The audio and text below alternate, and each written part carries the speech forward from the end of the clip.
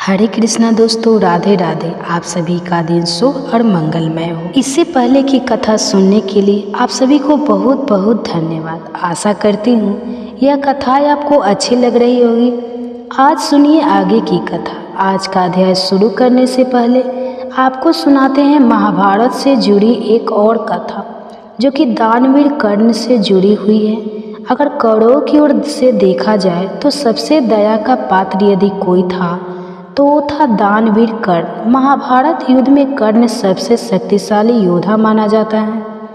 वह दुर्योधन अर्थात कौरवों की ओर से लड़ रहा था। कर्ण को किस प्रकार से वश में रखा जाए, यह भगवान कृष्ण के लिए भी बड़ी चिंता का विषय हो चला था। लेकिन कर्ण दानवीर, नैतिक और संयमशील था। यह तीनों ही बातें उनके विपरीत पड़ गई। कैसे भगवान कृष्ण यह भली भांति जानते थे कि जब तक कर्ण के पास उसके दिव्य कवच और कुंडल है तब तक उसे कोई मार नहीं सकता। ऐसे में अर्जुन की सुरक्षा एक बहुत चिंता का विषय बन गई थी। उधर देवराज इंद्र भी चिंतित थे, क्योंकि अर्जुन उनका पुत्र था। भगवान कृष्ण और देवराज इंद्र दोनों जानते थे कि जब तक कर्ण के पास पैदाइशी कवच और कुंडल है वह युद्ध में अजय रहेगा। कोई उसे हरा नहीं सकता, कोई उसे मार नहीं सकता। तब भगवान कृष्ण ने देवराज इंद्र को एक उपाय बताया और फिर देवराज इंद्र एक ब्राह्मण के वेश में पहुंच गए। कर्ण के द्वारा देवराज सभी के साथ भक्ति में जाकर खड़े हो गए, क्योंकि यह कर्ण का नियम था कि वह हर दिन कुछ न कुछ दान जरूर दे। उनके द्वार पर आया हुआ कोई भी व्यक्ति कभी खाली हाथ नहीं लौटता था।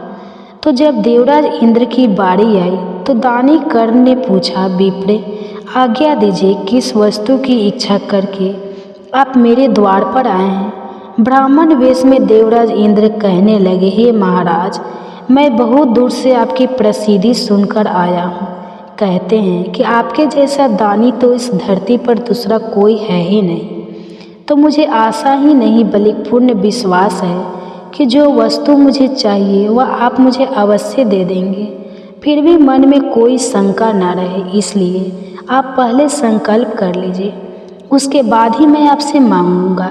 नहीं तो अगर आप कहे तो फिर मैं खाली हाथ ही चला जाता हूँ। ब्राह्मण की बात सुनकर कर्ण कहने लगे कि हे ब्राह्मण देवता, अगर आपको मेरे प्राणों की भी आवश्यकता पड़ी तो मैं अपने प्राण देने के लिए भी तैयार हूँ। तब ब्राह्मण के भेष में इंद्र ने और भी विनम्रतापूर्वक कहा, नहीं नहीं राजन, आपके प्राणों की कामना हम नहीं करते। बस हमें तो इच्छित वस्तु मिल जाए तो हमें आत्म शांति मिले।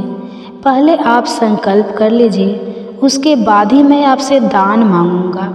कर्ण समझ गए कि अब ब्राह्मण वेश में देवराज इंद्र ही उनके द्वार पर खड़े हैं। फिर भी उन्होंने जल हाथ में लेकर संकल्प लेते हुए कहा कि हम प्रण करते हैं, हे विप्र, अब आप तुरंत मांगिए। आप जो मांगोगे हम आपको अवश्य देंगे। तब देवराज इंद्र ने कहा, राजन, आपके शरीर के कवच कुंडल हमें दान स्वरूप चाहिए। एक पल के लिए वहाँ पर सन्नाटा छा गया। कर्ण ने देवराज इंद्र की आंखों में झांका और फिर दानवीर कर्ण ने बिना एक क्षण गवाए अपने कवच और कुंडल अपने शरीर से तलवार की सहायता से अलग कर दिए और ब्राह्मण रूपी देवराज इंद्र को सौंप दिए। देवराज ने भी एक क्षण की देरी किए बिना वह कवच और कुंडल लिए और अपने दूर खड़े हुए रथ पर सवार होकर वहाँ से चले गए। वो तेजी से अपने रथ पर जा रहे थे कि उनका राज खुलने के बाद कर्ण बदल न जाए। कुछ आगे जाकर देवराज इंद्र का रथ नीचे उतरकर धरती में धंस गया। तभी एक जोर से आकाशवाणी हुई, देवराज इंद्र, तुमने बड़ा पाप किया है। अपने पुत्र अर्जुन की जान बचाने के लिए तुमने छल पूर्वक कर्ण की जान खतरे में डाल दी है। अब यह रथ यही धसावड़म दान की गई वस्तु के बदले में बराबरी की कोई वस्तु देनी होगी। इंद्र क्या करते, उन्होंने यह मंजूर कर लिया। तब वे फिर से कर्ण के पास गए, लेकिन इस बार ब्राह्मण के वेश में नहीं बल्कि स्वयं देवराज इंद्र के वेश में। कर्ण ने उन्हें आता देखकर कहा, देवराज, आदेश करिए, अब आपको और क्या चाहिए? तब इंद्र ने कुछ संकोचवश कहा, हे दानवीर कर्ण, अब मैं याचक नहीं हूँ, बल्कि मैं आपको कुछ देने आया हूँ। कवच कुंडल को छोड़कर आपको जो कुछ मांगना हो वो आप मुझसे मांग सकते हैं। देवराज की बात सुनकर दानवीर कर्ण ने कहा, देवराज, मैंने आज तक कभी किसी से कुछ नहीं मांगा और ना ही मुझे कुछ चाहिए। कर्ण तो सिर्फ दान देना जानता है, लेना नहीं। तब इंद्र ने विनम्रतापूर्वक कहा, महाराज, कर्ण आपको कुछ तो मांगना ही पड़ेगा, नहीं तो मेरा रथ और मैं यहाँ से नहीं जा सकता हूँ। आप कुछ मांगेंगे तो मुझ पर बड़ी कृपा होगी। आप जो भी मांगोगे मैं देने को तैयार हूँ। कर्ण ने कहा, देवराज, आप चाहे कितना भी प्रयास कर लीजिए, लेकिन मैं सिर्फ दान देना जानता हूँ, लेना नहीं। मैंने जीवन में कभी कोई दान नहीं लिया। तब विवश होकर इंद्र ने कहा, हे कर्ण, मैं यह व्रज रूपी शक्ति आपको बदले में देकर जा रहा हूँ। तुम इसको जिसके ऊपर भी चला दोगे वह बच नहीं पाएगा। भले ही साक्षात काल के ऊपर ही चला देना, लेकिन ध्यान रखना इसका प्रयोग तुम सिर्फ एक बार ही कर पाओगे। कर्ण कुछ कहते उससे पहले ही देवराज वह व्रज शक्ति वहाँ रखकर तुरंत वहाँ से चले गए। कर्ण के आवाज़ देने पर भी वह रुके नहीं। बाद में कर्ण को उस व्रज शक्ति को अपने पास मजबूरन रखना पड़ा। लेकिन जैसे ही उधर दुर्योधन को पता चला कि कर्ण ने अपने दिव्य कवच और कुंडल दान में दे दिए हैं, तब तो दुर्योधन को मूर्छा ही आ गई। उसको हस्तिनापुर का राज हाथ से जाता लगने लगा, क्योंकि जब तक कर्ण दुर्योधन की सेना में था तब तक दुर्योधन सबको जीत सकता था। कर्ण के सहयोग से ही वह महाभारत का युद्ध लड़ने के लिए कुरुक्षेत्र के मैदान में उतरा था। अगर दुर्योधन को कर्ण का सहारा नहीं होता तो वह कभी भी महाभारत का युद्ध लड़ने की हिम्मत कर ही नहीं सकता था। कर्ण ने देवराज इंद्र द्वारा दी गई व्रज शक्ति का प्रयोग कब और कैसे किया, अगर आप इस बारे में जानना चाहते हैं तो कमेंट्स करके ज़रूर बताइएगा, ताकि अगले अध्याय में मैं आपको इस बारे में भी कथा सुना सकूं। जब कर्ण से उनके दिव्य कवच और कुंडल मांगे जा रहे उस समय का बहुत ही मामलिक वृतांत है, जो कि महाकाव्य रश्मि रथी में बताया गया है। उन्हीं की कुछ पंक्तियां मैं आपको सुनाना चाहता हूँ, फिर आप अध्याय सुनिए। सहम गया सुन शपथ कर्ण की हृदय, विप्र का डोला, नयन झुकाए हुए भिक्षु साहट समेट कर बोला, धन की लेकर भीख नहीं मैं घर भरने आया हूँ, और नहीं निर्प को अपना सेवक करने आया हूँ। यह कुछ मुझको नहीं चाहिए, देव धर्म को बल दे देना ही, तो मुझे कृपा कर कवच और कुंडल दे। कवच और कुंडल विद्युत छू कर्ण के तन को, पर कुछ सोच रहस्य कहा। उसने गंभीर कर्मन को समझाया, तो यह और ना कोई आप स्वयं सुरपति हैं, देने को आए प्रसन्न हो तब को नई प्रगति है।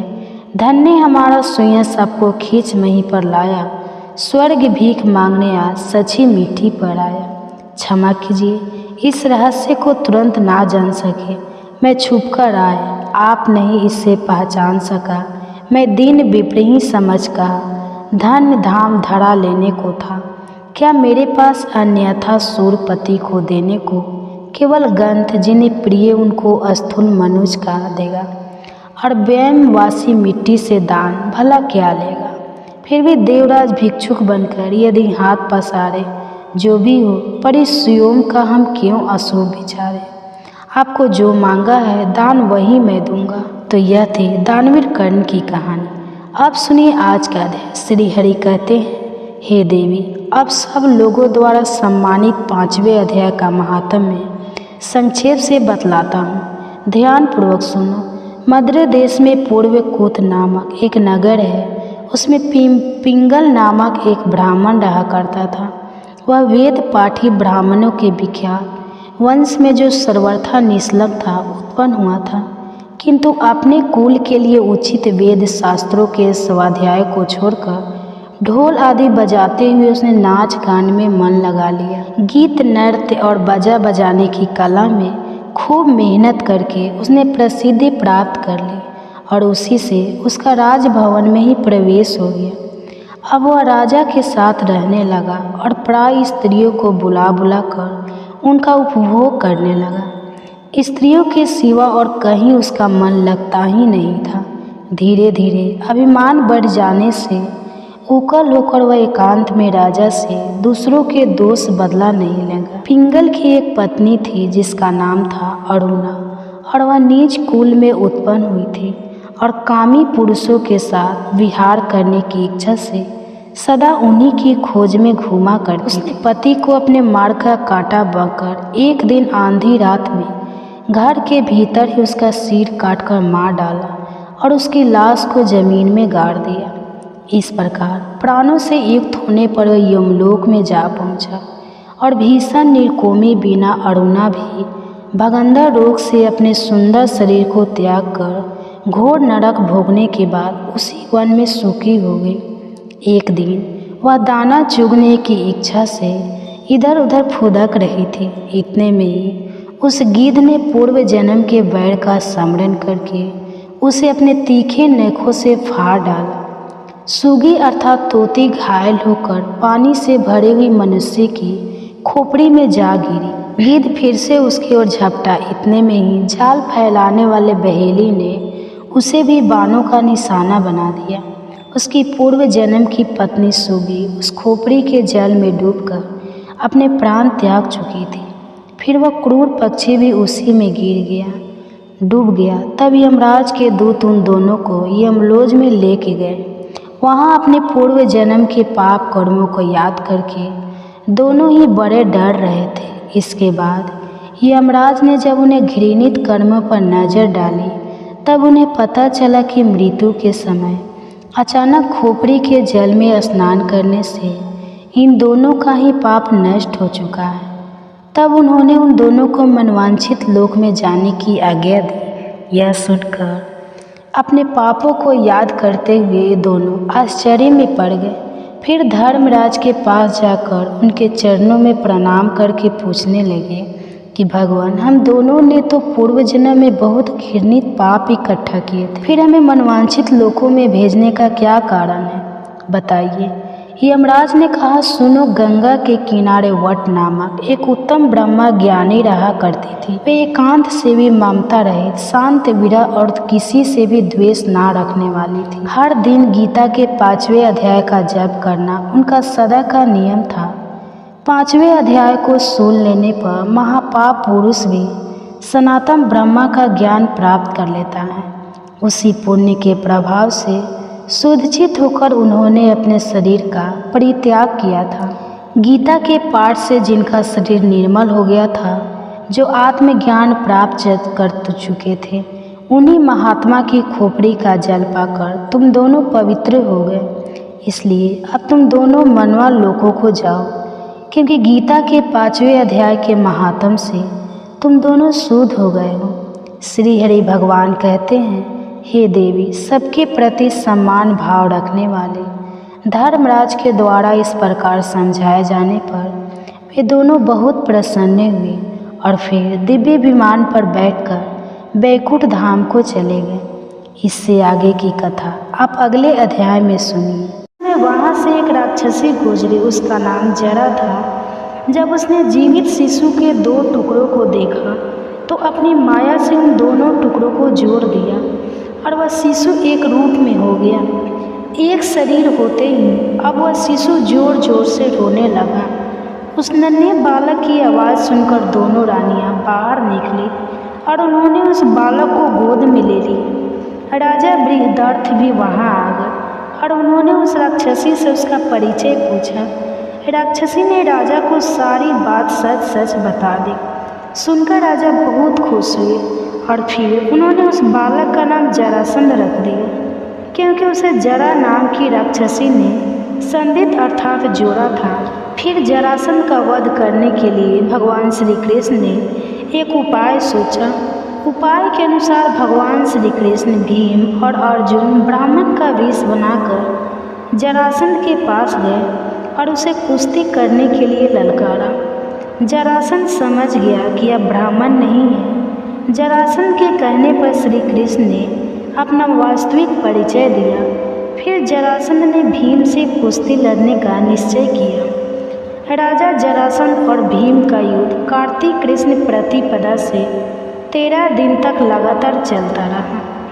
14वें दिन भीम ने भगवान श्री कृष्ण का इशारा समझकर जरासंध के शरीर के 2 टुकड़े कर दिए।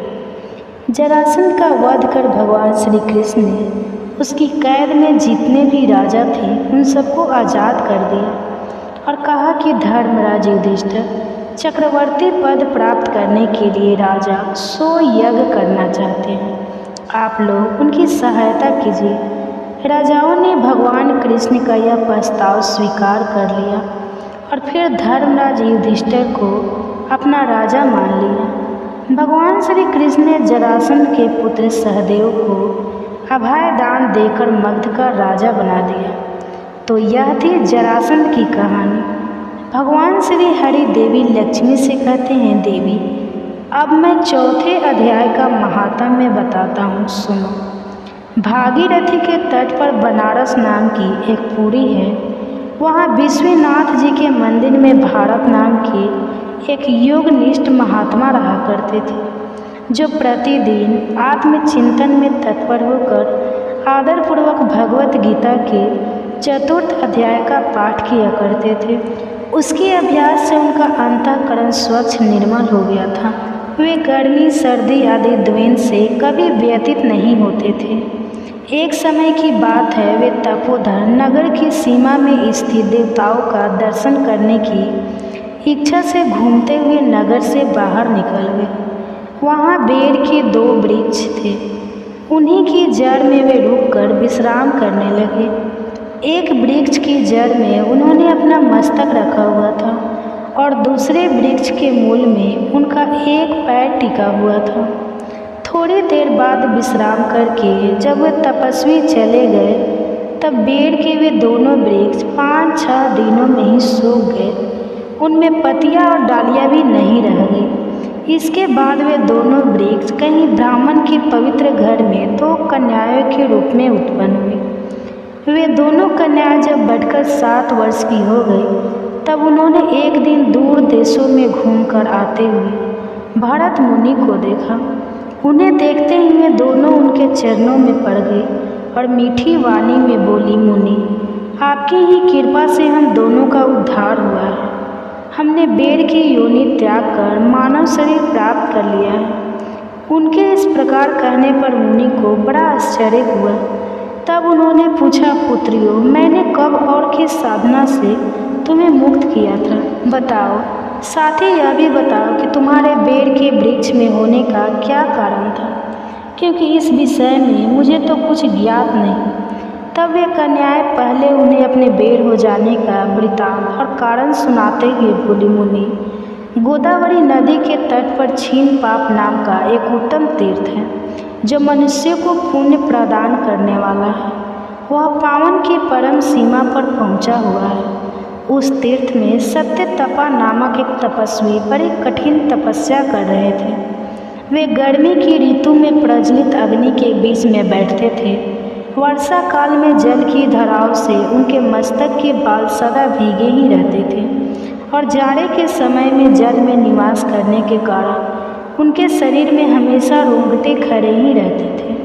वे बाहर भीतर से सदा शुद्ध रहते, समय पर तपस्या करते तथा मन और इंद्रियों को संयम में रखते हुए परम शांति प्राप्त करके आत्माओं में ही रमन करते थे। वे अपनी विद्वता के द्वारा जैसा व्याख्यान करते थे, जो वचन सुनाते थे, उसे सुनने के लिए साक्षात ब्रह्मा जी भी प्रतिदिन उनके पास उपस्थित होते और प्रश्न किया करते थे।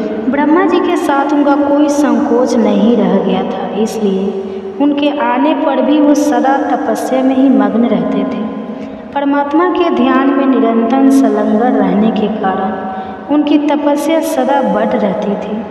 सत्य तपा को जीवन मुक्त के समान मानकर देवराज इंद्र को अपने समृद्धिशाली पद के संबंध में कुछ भय हुआ। तब उन्होंने उनकी तपस्या में सैकड़ों विघ्न डालना आरंभ कर दिए। अप्सराओं के समुदाय से हम दोनों को बुलाकर इंद्र ने इस प्रकार आदेश दिया कि तुम दोनों उस तपस्वी की तपस्या में जाकर विघ्न डालो, जो मुझे इंद्र पद से हटाकर स्वयं स्वर्ग का राज्य भोगना चाहता है।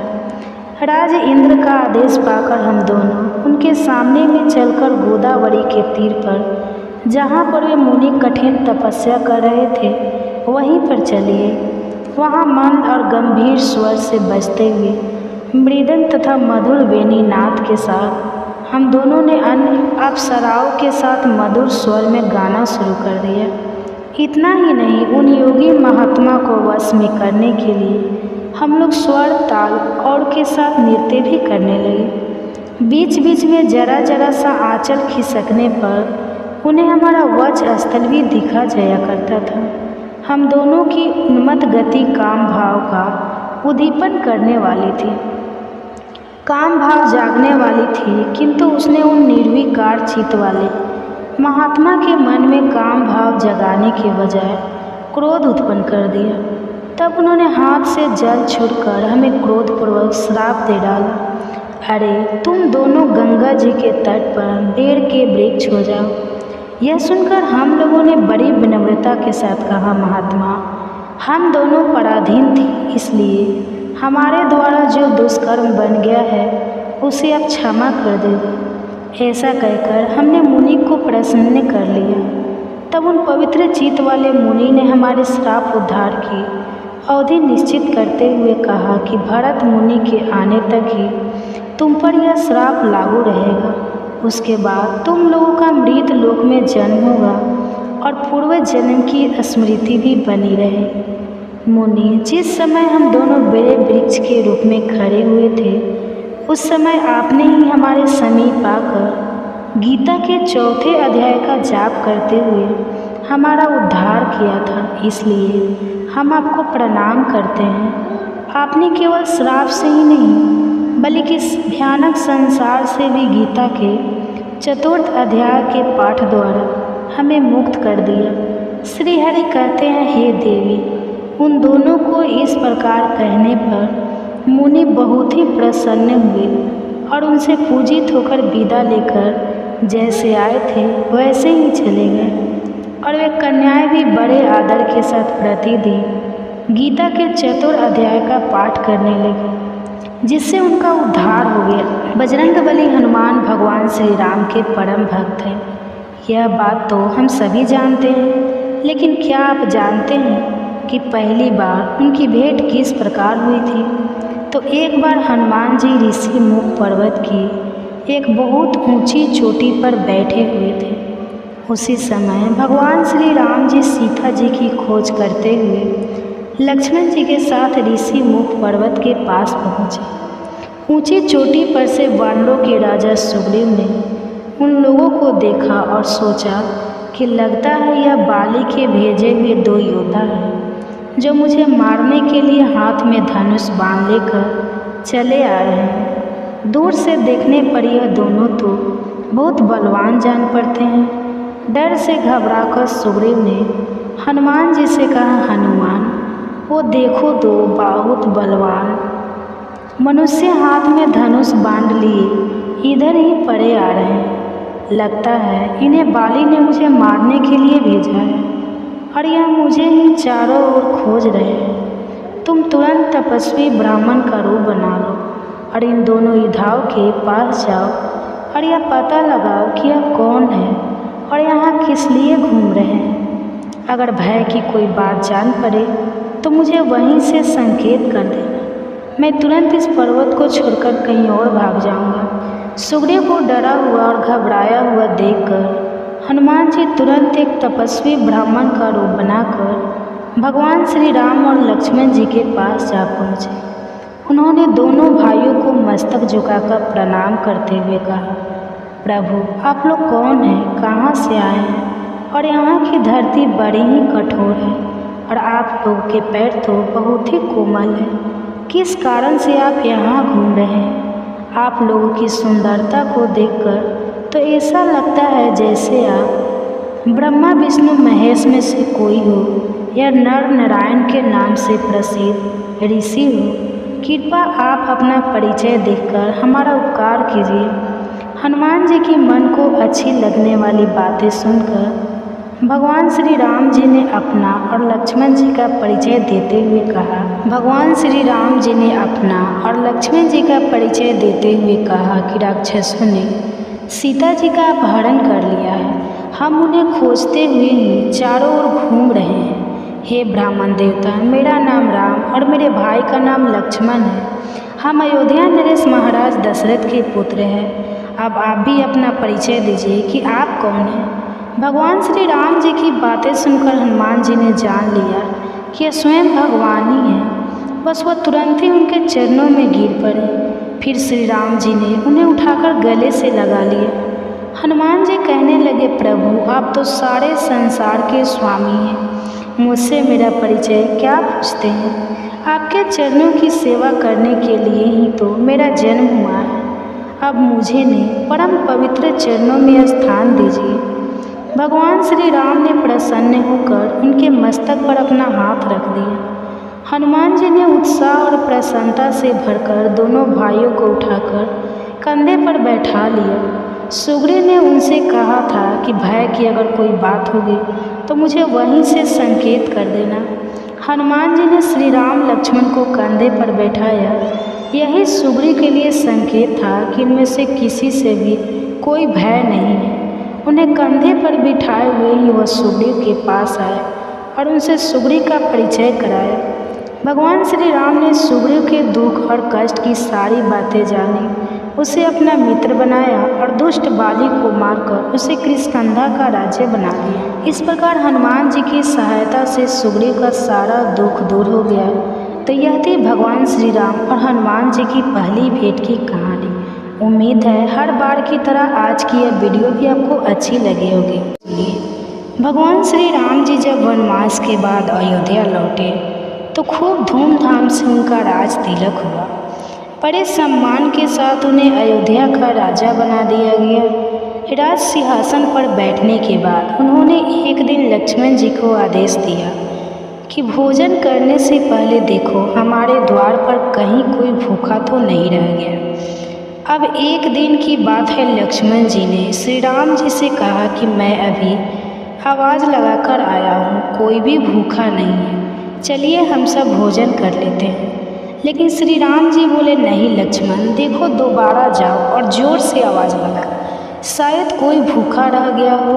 भगवान श्री राम जी के आदेश का पालन करते हुए लक्ष्मण जी दोबारा बाहर गए और उन्होंने ज़ोर से आवाज़ लगाई तो कोई आदमी तो नहीं बल्कि एक कुत्ते को लक्ष्मण जी ने रोते हुए देखा। बाहर तो कोई भी व्यक्ति भूखा नहीं है, हाँ बल्कि एक कुत्ता जरूर रो रहा है। अब श्री राम जी ने उस कुत्ते को अंदर बुलवाया और फिर कुत्ते से पूछा, बताओ तुम क्यों रो रहे हो। कुत्ता कहने लगा, भगवान एक ब्राह्मण ने मुझे डंडे से मारा है। श्री राम जी ने अब उस ब्राह्मण को बुलवाया जिसने कुत्ते को डंडा मारा था। फिर उससे पूछा, बताओ क्या यह कुत्ता सही बोल रहा है। ब्राह्मण कहने लगा, हाँ प्रभु, यह मेरे रास्ते में सो रहा था इसलिए मैंने इसे डंडा मारा है। यह कुत्ते भी जहाँ तहाँ लेट जाते हैं, इन्हें डंडे से ही मारना चाहिए। भगवान श्री राम समझ गए कि गलती ब्राह्मण की ही है। अब ब्राह्मण है, उनसे क्या कहे। भला तो उन्होंने कुत्ते से ही पूछा, ब्राह्मण ने तुम्हें डंडा मारा तो बताओ अब तुम क्या चाहते हो। कुत्ता कहने लगा, प्रभु इसे मठाधीश बना दिया जाए। कुत्ते की बात सुनकर भगवान मुस्कुरा दिए और मुस्कुराते हुए उस कुत्ते से ही पूछने लगे कि इस ब्राह्मण ने तो तुम्हें डंडा मारा और बदले में तुम इन्हें मठाधीश बनाना चाहते हो। मठाधीश बनने से इनकी तो बहुत सेवा होगी, बहुत सारे चेले बन जाएंगे, इनका बहुत सम्मान होगा। फिर बताओ इससे तुम्हें क्या फ़ायदा होगा। कुत्ता बोला, भगवान मैं भी अपने पूर्व जन्म में मठाधीश था, लेकिन मुझसे कुछ गलत काम हो गया और आज मैं उस गलत काम की वजह से कुत्ते की योनि में हूँ और लोगों के डंडे खा रहा हूँ। यह ब्राह्मण भी मठाधीश बनेगा तो फिर कुत्ते की योनि में जरूर जाएगा, फिर लोगों के डंडे खाएगा तो इसकी सज़ा पूरी हो जाएगी। और इस प्रकार उस कुत्ते ने बिना कोई सज़ा दिलवाए ही भगवान श्री राम जी को न्याय का एक तरीका बता दिया। अब सुनिए आगे की कथा। सुकर्म की कथा सुनाने के बाद भगवान विष्णु ने देवी लक्ष्मी से आगे कहा, प्रियजन, आस्थान में एक जड़ नामक ब्राह्मण था जो कौशिक वंश में उत्पन्न हुआ था। उसने अपना जातीय धर्म अर्थात ब्राह्मण धन छोड़कर बनिए के व्यापार में अपना मन लगाया और उसे पराई स्त्रियों के साथ व्यभिचार करने की बुरी आदत पड़ गई थी। वह सदा जुआ खेलता, शराब पीता और शिकार खेलकर जीवों की हिंसा किया करता था। इसी प्रकार उसका समय बीतता था। धन नष्ट हो जाने पर वह व्यापार करने के लिए बहुत दूर उत्तर दिशा में चला गया। वहाँ से धन कमाकर घर की ओर लौटा। बहुत दूर तक का रास्ता उसने तय कर लिया था। फिर एक दिन सूर्यास्त हो जाने पर जब 10 दिशाओं में अंधकार फैल गया, तब एक वृक्ष के नीचे उसे लिटोरे ने धन दबोच लिया और शीघ्र उसके प्राण भी ले लिए। उसके धर्म का लोभ हो गया था, इसलिए वह बड़ा भयानक प्रेत बन गया। अब उसका पुत्र बड़ा धर्मात्मा और वेदों का विद्वान था। उसने अब तक अपने पिता के लौट आने की राह देखी। जब उसके पिता वापस नहीं आए, तब उसने पिता का पता लगाने के लिए वह खुद घर छोड़कर चल गया। अब वह हर दिन इधर उधर भटकता रहता, अपने पिता को खोजा करता, मगर राहगीरों से पूछने पर भी उसके पिता का कोई समाचार नहीं मिलता था। फिर एक दिन एक मनुष्य ने उसकी भेंट हुई जो उसके पिता का सहायक था। उसने सारा हाल बेटे को बता दिया। अब उससे सारा हाल जानकर अब बेटे ने अपने पिता की मृत्यु पर बहुत शोक किया। वह बहुत बुद्धिमान भी था। बहुत कुछ सोच विचार कर पिता का परलौकिक कर्म करने की इच्छा से आवश्यक सामग्री साथ लेकर उसने काशी जाने का विचार किया। रास्ते में 7-8 जगह विश्राम करके वह 9 दिन उसी वृक्ष के नीचे जा पहुँचा जहाँ पर उसके पिता मारे गए थे। उस स्थान पर उसने श्याम की पूजा की और भगवत गीता के 3 अध्याय का पाठ किया। उसी समय आकाश में बड़ी भयानक आवाज़ हुई। उसने अपने पिता को भयंकर आकाश में देखा। फिर तुरंत ही उसने अपने सामने आकाश में उसे एक सुंदर विमान दिखाई दिया जो महान तेज से व्यापक था। उसमें अनेकों छोटी छोटी घंटी लगी हुई थी। उसके तेज से समस्त दिशाएं आलोकित हो रही थी। यह दृश्य देखकर उसके मन की सारी व्याकुलता दूर हो गई। उसने विमान पर अपने पिता को दिव्य रूप धारण किए विराजमान देखा। उनके शरीर पर पीताम्बर शोभा पा रहा था और मुनिजन उनकी स्तुति कर रहे थे। उन्हें देखते ही पुत्र ने प्रणाम नाम किया। तब पिता ने भी अपने पुत्र को आशीर्वाद दिया। इसके बाद उसने अपने पिता से यह सारा वृत्तांत पूछा। उसके उत्तर में पिता ने सारी बातें इस प्रकार बतानी प्रारंभ की। पिता कहने लगा कि बेटा, देववश मेरे निकट गीता के 3 अध्याय का पाठ करके तुमने इस शरीर के द्वारा किए हुए दैतिक कर्म बंधन से मुझे छुड़ा दिया। इसलिए अब तुम घर लौट जाओ, क्योंकि जिसके लिए तुम काशी जा रहे थे वो उद्देश्य तो इसी समय 3 अध्याय के पाठ करने से ही सिद्ध हो गया है।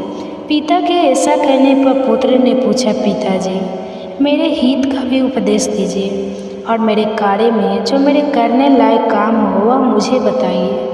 तब पिता ने कहा, बेटा, तुम्हें ही कार्य फील करना है। मैंने जो कर्म किया है वही मेरे भाई ने भी किया था, जिससे वो घोर नरक में पड़े हुए हैं। उनका भी तुम्हें उद्धार करना चाहिए तथा मेरे कुल के और भी जितने लोग नरक में पड़े हुए हैं उन सबका भी तुम्हारे द्वारा उद्धार हो जाना चाहिए। बस मेरी यही इच्छा है।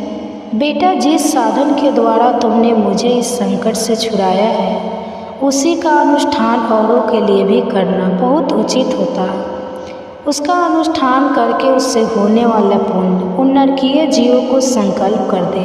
इससे वे समस्त पूर्वज मेरे ही तरह ही यातना से मुक्त होकर बहुत कम समय में ही श्री विष्णु के परम पद को प्राप्त हो जाएंगे। पिता का यह संदेश सुनकर पुत्र कहने लगा, पिताजी, अगर ऐसी ही बात है और आपकी भी ऐसी ही इच्छा है तो मैं समस्त नरकीय जीवों को नरक से उद्धार कराऊंगा। यह सुनकर उसके पिता बोले, बेटा, एवं अस्तु तुम्हारा कल्याण हो। मेरा सबसे प्रिय कार्य आज संपन्न हो गया। इस प्रकार अपने पुत्र को आश्वासन और आशीर्वाद देकर उसके पिता भगवान विष्णु के परम धाम को चले गए। इसके बाद वह भी लौटकर जनस्थान में आया और परम सुंदर भगवान श्री कृष्ण के मंदिर में उनके सामने बैठकर पिता के आदेशानुसार भागवत गीता के 3 अध्याय का पाठ करने लगा। उसने रखे जीवों का उद्धार करने की इच्छा से गीता पाठ जनित सारा पुण्य संकल्प करके दे दिया। इसी बीच में भगवान विष्णु के दूत यातना भोगने वाले नरकियों को छुड़ाने के लिए यमराज के पास गए। यमराज ने अनेक प्रकार से उनका स्वागत सत्कार किया, उनका पूजन किया, फिर उनकी कुशल मंगल पूछी। तब वे बोले, हे धर्मराज, हम लोगों के लिए सब और आनंद ही आनंद है। इस प्रकार सत्कार करके प्रीत लोक के सम्राट परम बुद्धिमान यम ने श्री विष्णु दूतों से यमलोक में आने का कारण पूछा। तब भगवान विष्णु के दूत कहने लगे, हे यमराज, शेष शैया पर शयन करने वाले भगवान श्री हरि ने हम लोगों को आपके पास कुछ संदेश देने के लिए भेजा है। भगवान हम लोगों के मुख से आपकी कुशल पूछते हैं और आज्ञा देते हैं कि आप नरक में पड़े हुए समस्त प्राणियों को छोड़ दें। अमित तेजस्वी भगवान विष्णु का यह आदेश सुनकर यमराज ने मस्तक झुकाकर उससे सहर्ष स्वीकार कर लिया और मन ही मन कुछ सोचा। इसके बाद मदोमत नारकी जीवों को नरक से मुक्त देखकर उनके साथ वे भगवान विष्णु के वास स्थान को चल दिए। यमराज जी श्रेष्ठ विमान के द्वार जहाँ क्षीर सागर है वहीं जा पहुँचे। उसके भीतर कोटि कोटि सूर्य के समान कांति, मान नील कमल दल के समान श्याम सुंदर लोकनाथ जगत गुरु श्री हरि का उन्होंने दर्शन किया। भगवान का उनकी सैया बने हुए शेष नाग के फनों की मणियों के प्रकाश से दुगुना हो रहा था। वे बड़े आनंद मग्न दिखाई दे रहे थे। उनका हृदय प्रसन्नता से भरा हुआ था। देवी लक्ष्मी जी अपनी सरल चितवन से प्रेम पूर्वक उन्हें बारंबार निहार रही थी। चारों ओर योगी जन भगवान की सेवा में खड़े हुए थे। उन योगियों की आंखों के तारे ध्यानत होने के कारण निश्चल प्रतीत हो रहे थे। देवराज इंद्र अपने विरोधियों को परास्त करके उद्देश्य से भगवान की स्तुति कर रहे थे। श्री ब्रह्मा जी के मुख से निकले हुए वेदांत वाक्य मूर्तिमान होकर भगवान के गुणों का गान कर रहे थे और भगवान पूर्णतः संतुष्ट होने के साथ ही समस्त योनियों की ओर से उदासीन लग रहे थे। जीवों में से जिन्होंने योग साधन के द्वारा अधिक पुण्य इकट्ठा किया था उन सबको एक ही साथ वे कृपा दृष्टि से निहार रहे थे। भगवान अपने स्वरूपभूत अखिल चराचर जगत को आनंदपूर्ण दृष्टि से आमोद कर रहे थे। शेष नाग की प्रभा से ओदशील और सर्वस्त व्यापक दिव्य विग्रह धारण किए नील कमल के समान श्याम वर्ण वाले श्रीहरि ऐसे जान पड़ते थे मानो चांदनी से घिरा हुआ आकाश सुशोभित हो रहा। इस प्रकार भगवान के दर्शन करके यमराज अपनी विशाल बुद्धि के द्वारा उनकी स्तुति करने लगे। यमराज बोले, संपूर्ण जगत का निर्माण करने वाले हे परमेश्वर, आपका अंतःकरण अत्यंत निर्बल है। आपके मुख से ही वेदों का प्रादुर्भाव हुआ है। आप ही विश्व रूप और इसके विधायक ब्रह्मा हैं। आपको नमस्कार है। अपने बल और वेग के कारण जो अत्यंत दूर प्रतीक होते हैं, ऐसे दानवत्रों का अभिमान चूर्ण करने वाले भगवान विष्णु को नमस्कार है। पालन के समय सतमम शरीर धारण करने वाले विश्व की आधार सर्वव्यापी श्रीहरि को नमस्कार है। समस्त देहदारियों की पाप राशि को दूर करने वाले परमात्मा को प्रणाम है। जिनके ललाटवर्ती नेत्र के तनिक सा खुलने पर भी आग की लपटें निकलने लगती है, उन रुद्र रूपधारी आप परमेश्वर को नमस्कार है। आप संपूर्ण विश्व के गुरु आत्मा और महेश्वर हैं। इसलिए समस्त वैष्णव जनों को संकट से मुक्त करके उन पर कृपा करते हैं। आप माया से विस्तार को प्राप्त हुए। अखिल विश्व में व्यापक होकर भी कभी माया अथवा उससे उत्पन्न होने वाले गुणों से कभी मोहित नहीं होते। माया तथा माया जनित गुणों के बीच में स्थित होने पर भी आप पर उनमें से किसी का कोई भी प्रभाव नहीं पड़ता। प्रभु, आपकी महिमा का अंत नहीं है, क्योंकि आप अनंत हैं। फिर आप वाणी के विषय भला कैसे हो सकते हैं? आपकी स्तुति मैं किस प्रकार कर सकता हूँ? इसलिए प्रभु, मेरा तो मौन रहना ही उचित है। इस प्रकार स्तुति करके यमराज ने हाथ जोड़कर कहा, हे जगत गुरु, आपके आदेश से इन जीवों को गुण रहित होने पर भी मैंने छोड़ दिया है। अब मेरे योग्य और जो कार्य हो उसे बताइए। उनके ऐसा कहने पर भगवान मधुसूदन मेघ के समान गंभीर वाणी द्वारा मानो अमृत रस से सींच हुए बोले, धर्मराज, तुम सबके प्रति सम्मान भाव रखते हो, लोगों के पाप से उद्धार कर रहे हो। तुम पर देहधारियों का भार रखकर मैं निश्चित हूँ, इसलिए अब तुम अपना काम करो और अपने लोक को वापस लौट जाओ। ऐसा कहकर भगवान अंतर्ध्यान हो गए और यमराज भी अपनी पूरी को अर्थात यमपुरी को वापस लौटे और वह ब्राह्मण अपनी जाति के और समस्त नरकीय जीवों का नरक से उद्धार करके स्वयं से भी श्रेष्ठ विमान द्वारा श्री विष्णु धाम को चले गए। हरे कृष्णा। यह थी आज की कथा। आपको कैसी लगी कमेंट बॉक्स में ज़रूर बताइए और इससे आगे की कथा आप अगले अध्याय में सुनना मत भूलिएगा। गुरु जी के आश्रम में आता, उनकी सेवा करता। गुरु जी जहाँ कहीं भी प्रवचन करने जाते, युवक को भी अपने साथ लेकर जाया करते थे। इस तरह से वह युवक लगभग हर सत्संग और प्रवचन में गुरु जी के साथ रहने लगा। गुरु जी को युवक के हाव भाव देखकर कुछ दिनों से एहसास हो रहा था कि शायद उसका मन कहीं भटक रहा है। आखिरकार एक दिन गुरु जी ने युवक को अपने पास बुलाकर पूछा, बेटा, क्या बात है? मैं देख रहा हूँ कि पिछले कुछ दिनों से तुम बहुत परेशान लग रहे हो। युवक ने उत्तर दिया, गुरु जी, मैं पूरी श्रद्धा भाव से आपकी सेवा सत्कार कर रहा हूँ। आपके प्रवचन में बताई गई बातें भी बड़े ध्यान से सुनता हूँ, लेकिन मैं आपका शिष्य तो इसलिए बना था क्योंकि मैं यह भी जानना चाहता था क्या ईश्वर को प्राप्त करना संभव है। लेकिन इतने दिनों तक आपकी संगत में रहने पर भी मुझे आपसे इस प्रश्न का उत्तर प्राप्त नहीं हो पाया और इसी कारण मेरा मन हमेशा अशांत रहता है। अपने शिष्य की बात सुनकर गुरुजी मंद मंद मुस्कुराने लगे। फिर उन्होंने कहा कि बेटा, इतनी भी क्या जल्दी है, अभी कुछ दिन और ईश्वर के चरणों में भी तो फिर मैं तुम्हें ईश्वर प्राप्ति का मार्ग बताऊंगा। कुछ दिन और बीते तो फिर से शिष्य को गुरुजी ने अपने सामने पाया। गुरुजी ने पूछा, तुम सचमुच ईश्वर का साक्षात्कार करना चाहते हो? सच में तुम ईश्वर को पाना चाहते हो? तो वह युवक बहुत उत्साहित होकर अपने गुरु से कहने लगा, हाँ गुरुजी, मैं बिल्कुल भगवान को पाना चाहता हूँ। गुरुजी बोले, ठीक है, आज मैं तुम्हें ईश्वर प्राप्ति का मार्ग बतलाता हूँ, चलो मेरे साथ। अब गुरुजी अपने शिष्य को लेकर नदी की ओर चल पड़े। नदी के किनारे पहुंचने पर गुरुजी ने अपने शिष्य की गर्दन पकड़कर उसका मुंह नदी में डुबो दिया। गुरुजी के इस तरह अचानक डुबोने से उनका शिष्य संभल नहीं पाया और पानी में बाहर आने को छटपटाने लगा। कुछ देर अपने शिष्य को ऐसे ही डुबाए रखने के बाद गुरुजी ने युवक को छोड़ दिया।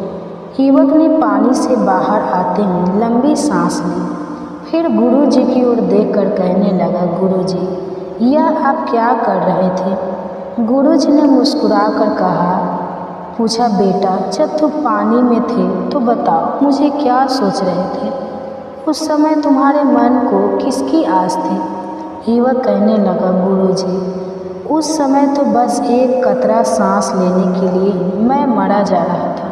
ऐसा लग रहा था कि बस किसी तरह से एक पल के लिए मैं हवा में पास सांस ले पाऊँ। तब गुरुजी ने शिष्य को समझाया कि बेटा, जितनी तरफ तुमने डूबते समय हवा की थी, उतनी ही आत्मा को भी तरफ होती है भगवान से मिलने की। तब आत्मा को परमात्मा के दिव्य दर्शन होते हैं। अगर इतनी ही तरफ मन में लग ली जाए ईश्वर से मिलने के लिए, पहले अपनी आत्मा में वो भूख व तरफ पैदा करो, तभी ईश्वर को, भगवान को प्राप्त किया जा सकता है। इसलिए अगर आपके मन में भगवान के दर्शन की इच्छा है, भगवान को आप पाना चाहते हैं, तो अपने मन में हर समय भगवान का ध्यान करो।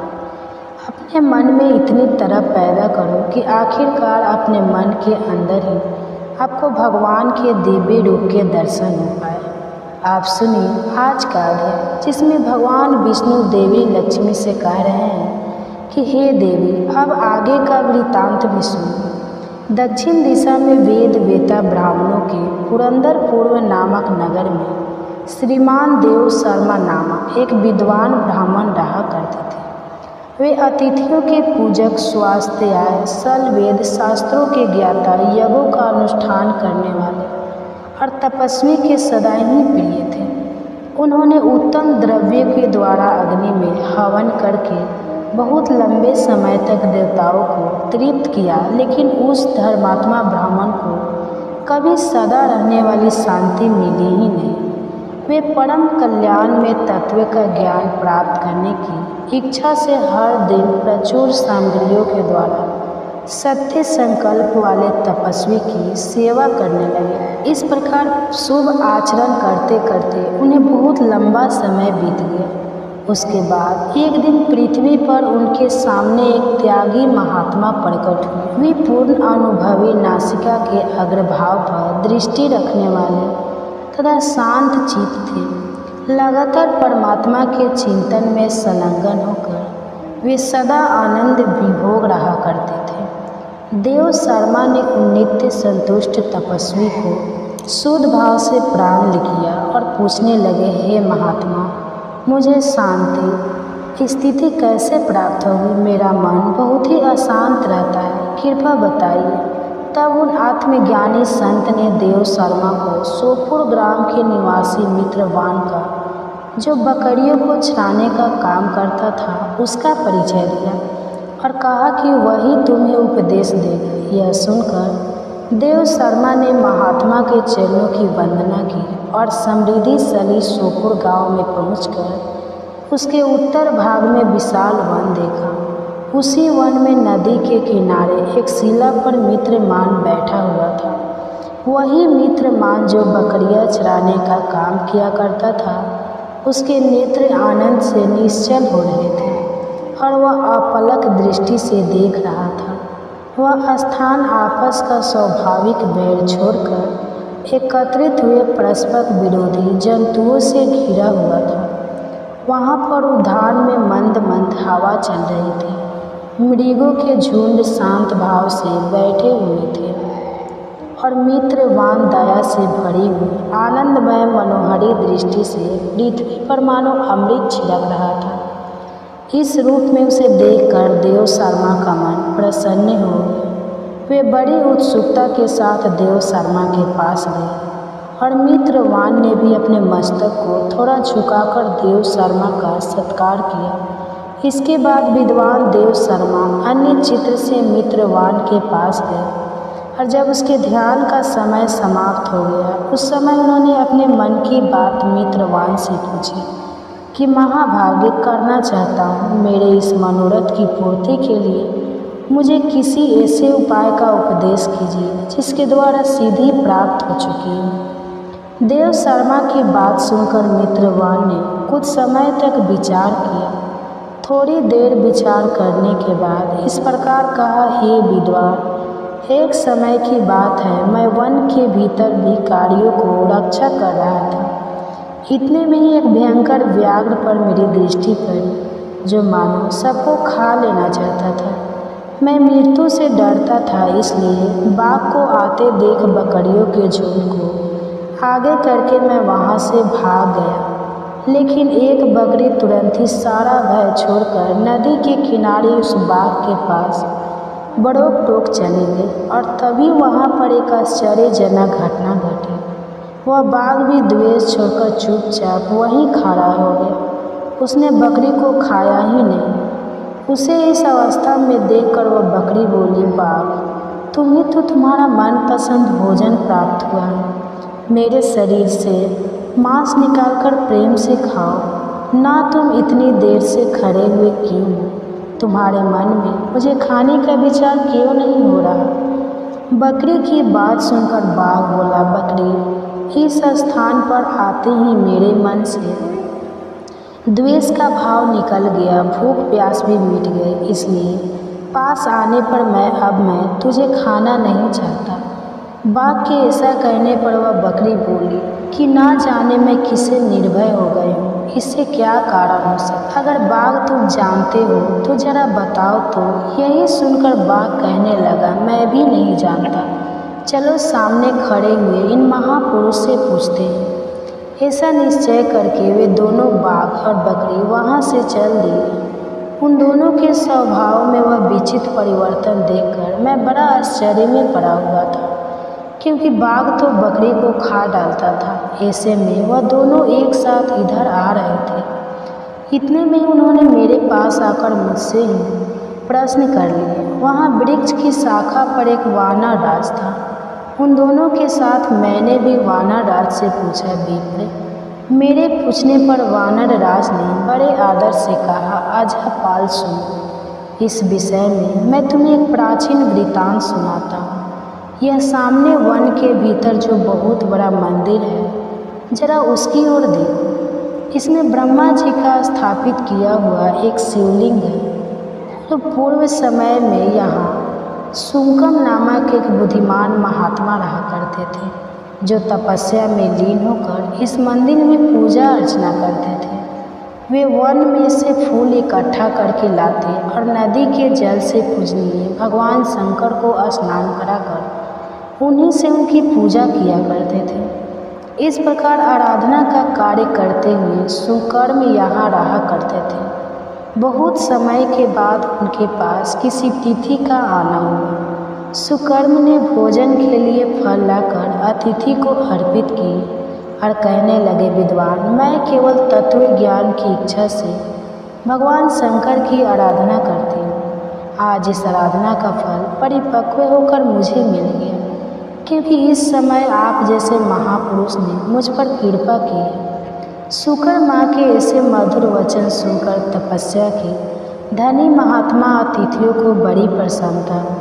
उन्होंने एक शिलाखंड पर भगवत गीता का दूसरा अध्याय लिख दिया और ब्राह्मण को उसके पाठ और अभ्यास के लिए आज्ञा देते हुए कहा, ब्राह्मण, इससे तुम्हारा आत्मज्ञान संबंधी मनोरथ अपने आप सफल हो जाएगा। ऐसा कहकर वे बुद्धिमान तपस्वी सुकर्म के सामने ही उन्हें देखते देखते अंतर ध्यान हो गए और सुकर्म विस्मित होकर उनके आदेश के अनुसार निरंतर भगवत गीता के द्वितीय अध्याय का अभ्यास करने लगे। इसके बाद बहुत लंबे समय के बाद अंतःकरण शुद्ध होकर उन्हें आत्मज्ञान की प्राप्ति हुई। फिर तो वे जहाँ जहाँ गए वहाँ वहाँ का तपोवन शांत होता चला गया। उनके शीत उष्ण और रोग द्वेष आदि की बाधाएं दूर हो गई। इतना ही नहीं, उन स्थानों में भूख प्यास का कष्ट भी जाता रहा और भय का तो सर्वथा भाव हो गया। यह सब द्वितीय अध्याय का जप करने वाले सुकर्म ब्राह्मण की तपस्या का ही प्रभाव समझे। मित्रवान कहने लगा कि वानर राज के ऐसा कहने पर मैं बड़ी प्रसन्नता से बकरी और बाघ के साथ उस मंदिर की ओर गया। वहाँ जाकर शिलाखंड पर लिखे हुए गीता के द्वितीय अध्याय को मैंने देखा और पढ़ा। उसी की आवृत्ति करने से मैंने तपस्या का पार पा लिया। इसलिए भद्र पुरुष, तुम भी सदा द्वितीय अध्याय की ही आवृत्ति किया करो, इसे बार बार पढ़ा करो। ऐसा करने पर मुक्ति तुमसे दूर नहीं रहेगी। श्री भगवान कहने लगे, हे प्रिय मित्र, वन के प्रकार आदेश देने पर देव शर्मा ने उनका पूजन किया और फिर उसे प्रणाम करके पुरंदपुर की राह ली। वहाँ किसी देवालय में पुरुषोत्तम नानक से द्वितीय अध्याय को पढ़ा। उनसे उपदेश पाकर सूर अंतःकरण वाले देव शर्मा प्रतिदिन बड़ी श्रद्धा के साथ अब द्वितीय अध्याय का पाठ करने लगे। तब उन्होंने प्रशंसा के योग्य परम पद को प्राप्त कर लिया। हे लक्ष्मी, यह द्वितीय अध्याय का उपाख्यान कहा गया। अब अगले वृत्तांत में मैं आपसे तृतीय अध्याय का महात्म्य बतलाऊं। जब बात माता लक्ष्मी जी के बारे में हो रही है तो चलिए अब आपको माता लक्ष्मी से जुड़ी हुई एक कहानी सुनाते हैं। एक बार की बात है, राजा बलि समय बिताने के लिए एकांत स्थान पर गधे के रूप में छुपे हुए थे। देवराज इंद्र उनसे मिलने के लिए उन्हें ढूंढ रहे थे। एक दिन देवराज ने उन्हें खोज निकाला और उनसे छुपने का कारण जानकर उन्हें काल का महत्व बताया, साथ ही उन्हें तत्व ज्ञान का बोध भी कराया। तभी राजा बलि के शरीर से एक दिव्य रूपा आत्मा स्त्री निकली। उसे देखकर देवराज ने पूछा, दैत्य, आज ये स्त्री कौन है? देवी, मानुषी या आसुरी शक्ति में से ये कौन सी शक्ति है? राजा बलि बोले, देवराज, यह देवी इन तीनों शक्तियों में से कोई भी नहीं है, आप इनसे स्वयं ही पूछ लें। देवराज इंद्र के पूछने पर वे शक्ति बोली, देवेंद्र, मुझे ना तो दैत्य राजा बलि जानते हैं और ना ही तू या फिर कोई अन्य देवगण पृथ्वी लोक पर लोग मुझे अनेक नामों से पुकारते हैं, जैसे श्री लक्ष्मी आदि। इंद्र बोले, देवी, आप इतने समय से राजा बलि के पास हैं, लेकिन ऐसा क्या कारण है कि आप इन्हें छोड़कर मेरी ओर आ रहे हैं? लक्ष्मी जी बोली, देवेंद्र, मुझे मेरे स्थान से कोई भी हटा या डगा नहीं सकता। मैं सभी के पास काल के अनुसार आती जाती रहती हूँ।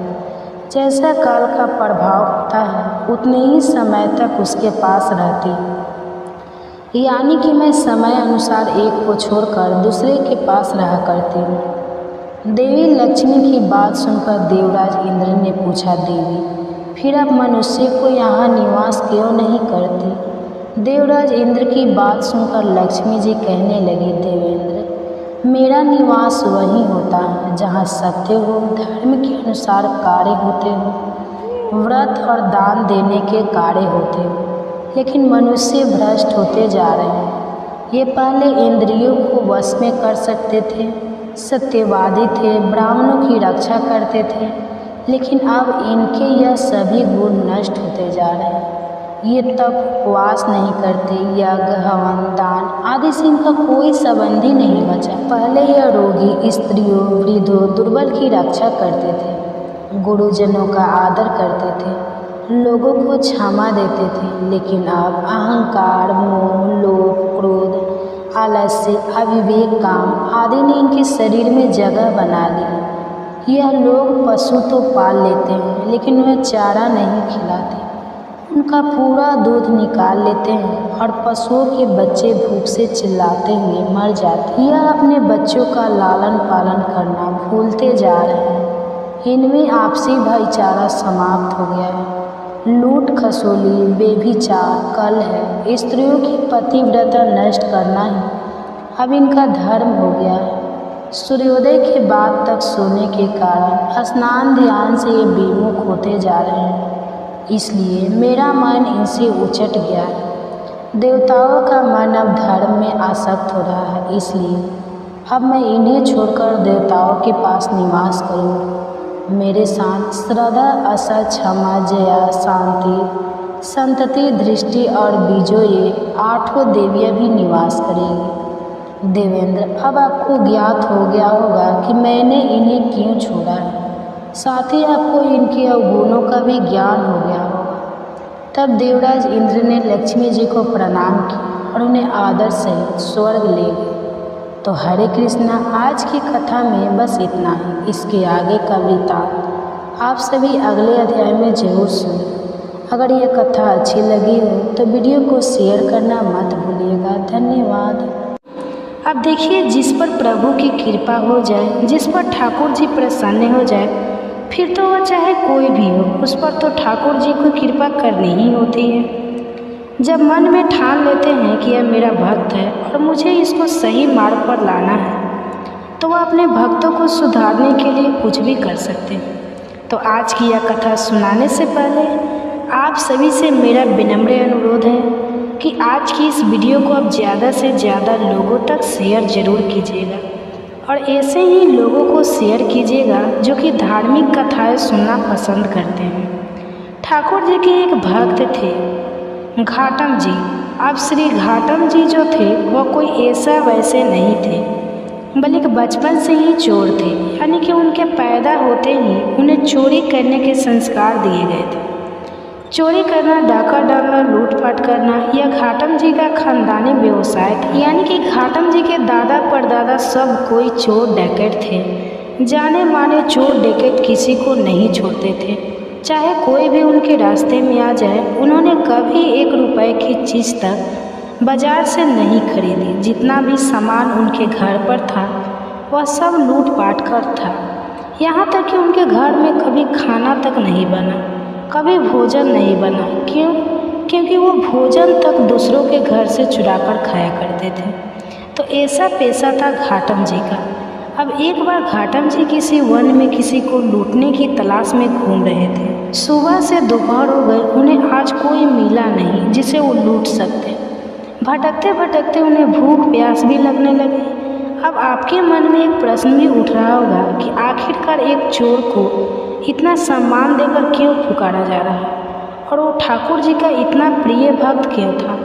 तो देखिए, वो जो घाटम जी थे वह एक वन में घूम रहे थे। सोच रहे थे कि दिन भर से भूखा प्यासा हूँ, आज तो कोई ऐसा व्यक्ति भी नहीं आया जिसके पास भोजन हो। कुछ भोजन पा लिया जाता तो मेरा पेट भर जाता। अब भटकते भटकते वह घने जंगल में पहुँच गए। उन्होंने देखा कि किसी वृक्ष के नीचे आंसू बहाते हुए कोई संत महाराज बैठे हुए हैं। वह संत भगवान के ध्यान में मग्न थे, आंखें बंद थी और भगवान का मन ही मन दर्शन कर रहे थे। तो जब इस तरह के दर्शन कोई सच्चे मन से करता है तो अनायास उनकी आंखों से आंसू बहने लगते हैं। प्रेम के आंसू होते हैं, भक्ति के आंसू होते हैं। तो वह संत महाराज भी भगवान के ध्यान में मग्न थे। कहते हैं ना कि संतों के दर्शन से पाप तत्काल ही नष्ट हो जाते हैं। तीर्थों का लोभ बहुत समय बाद मिलता है, लेकिन अगर किसी संत के दर्शन हो जाए तो उनके दर्शन का जो पुण्य है वो उसी क्षण मिल जाता है। घाटम जी ने उस संत महाराज को देखा तो उनके पास गए। उनके हृदय में बड़ा आनंद उमड़ पड़ा। थोड़ी देर पहले तक तो वो सोच रहे थे कि चलकर इन्हीं संत महाराज को लूटा जाए, लेकिन अचानक ही उनका मन परिवर्तन हो गया।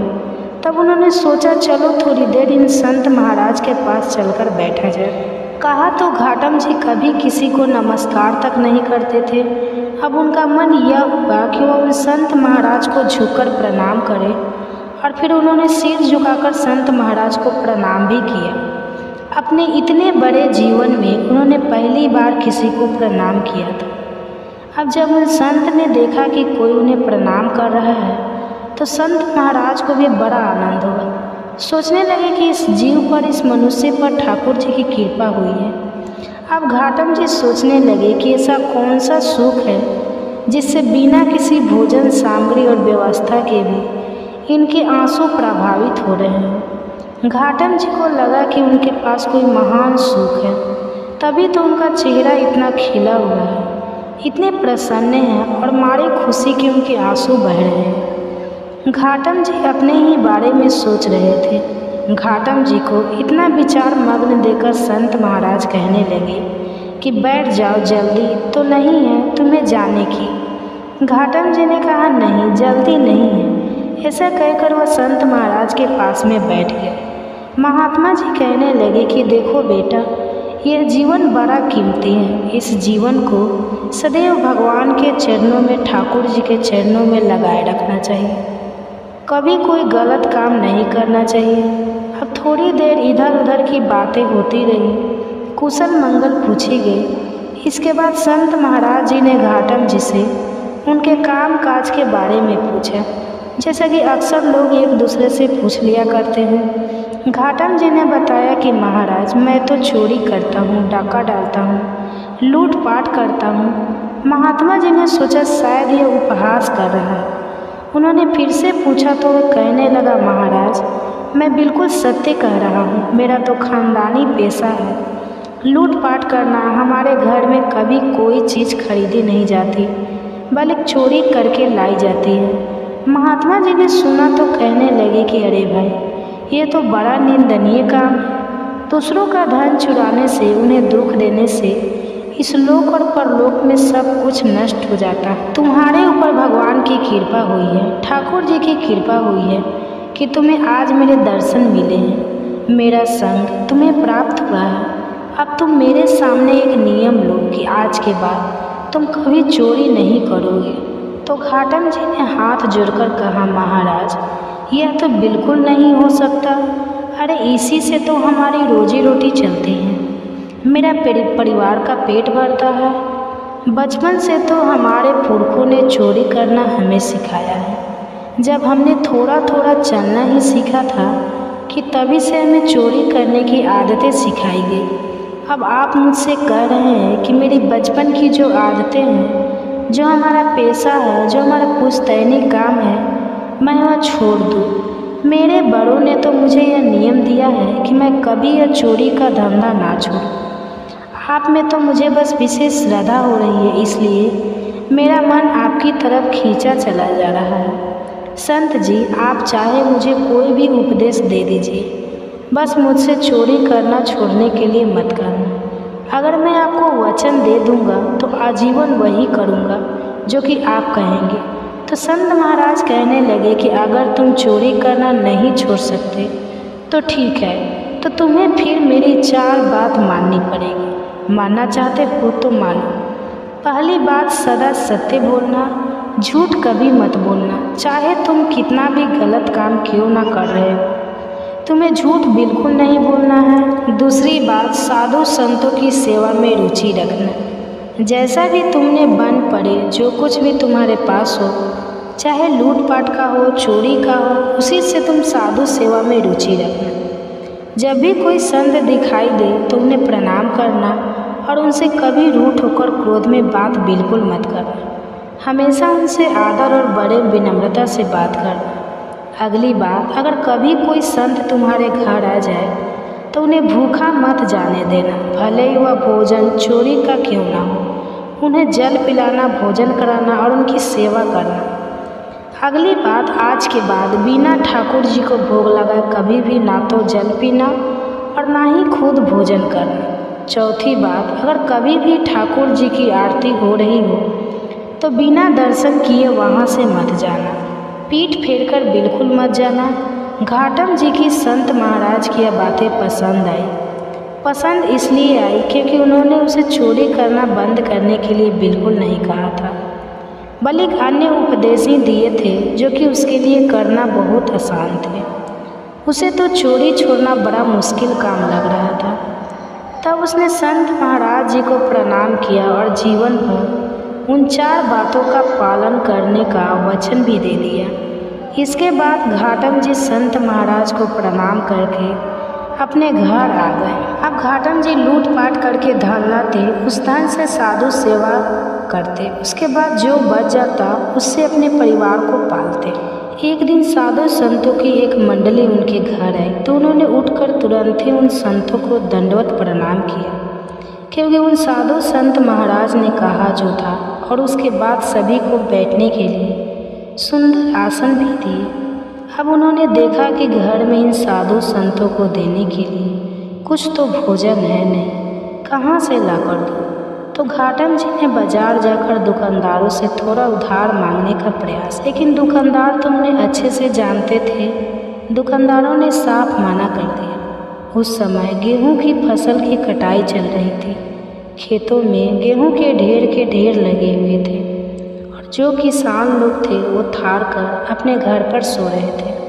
तो घाटम जी ने क्या किया कि एक बड़ी सी चादर लेकर पहुंच गए खेत में और जल्दी से गेहूं भर कर ले आए। फिर गेहूं पीसकर उन्होंने संतों के भोजन की व्यवस्था की। घाटम जी बड़े तंदुरुस्त थे, चलने के कारण खेत में उनके पैरों के निशान बन गए। अब साधु संत जनों को भोजन कराते समय घाटम जी सोच रहे थे कि अब तो वह पक्का फंसे, क्योंकि जब वह किसान जाएंगे तो पैरों के निशान खेत में उन्हें दिखाई दे देंगे उन्हें सारी बात समझ में आ जाएगी कि यह तो घाटम के पैरों के निशान हैं।